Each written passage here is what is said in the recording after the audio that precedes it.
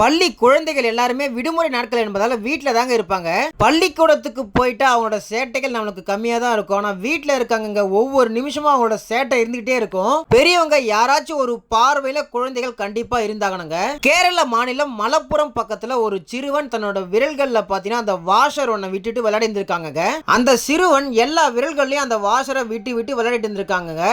திடீர்னு ஒரு விரல்ல பாத்தீங்கன்னா அந்த வாஷர் லாக் ஆகி சிக்கி கொண்டிருக்கு. சிறுவன் அவன் கைகளாலே அந்த வாஷரை எடுக்க ட்ரை பண்ணிக்காங்க. ஒரு கட்டத்துக்கு மேல ரொம்ப வலி ஏற்பட்டு அவங்க அப்பா அம்மா எல்லாருமே சேர்ந்து கைட்ட பாத்துருக்காங்க. ஆனா முடியவே இல்ல. உடனடியாக அந்த சிறுவனை தூக்கிட்டு என்னோட அப்பா அம்மா பாத்தீங்கன்னா திருவள்ளி ஃபயர் ஸ்டேஷனுக்கு வந்துட்டு இருக்காங்க.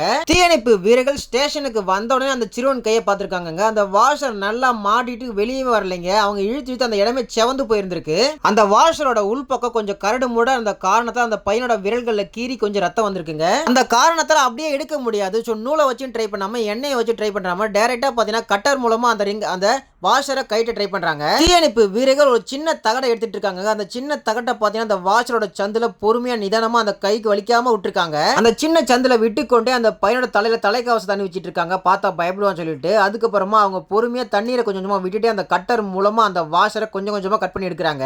சிறுவன் கையில பட வாய்ப்பு இருக்குங்க. அந்த காரணத்தால அந்த தகட்டுக்கு நேராவே அவங்க கட்டரை வச்சு கட் பண்ணிருக்காங்க. கட்டரை வச்ச உடனே கட் பண்ணிட முடியாதுங்க. கிட்டத்தட்ட 1 மணி நேரத்துக்கு மேல பொறுமையா கொஞ்சம் கொஞ்சமா கட் பண்ணி அந்த கட்டரை எடுத்து அதாவது பாத்தீங்கன்னா அந்த வாஷரை கட்டிட்டு இருக்காங்க ஃபுல்லாவே. இதை ஒரு பாடமா எடுத்துக்கோங்க. வீட்டில் இருக்க பெரியவங்களும் சரிதான், பெற்றோர்களும் சரிதான், கோடைக்காலம் விடுமுறை என்பதால பள்ளி குழந்தைங்க மேல ஒரு கவனத்தை வச்சுக்கோங்க.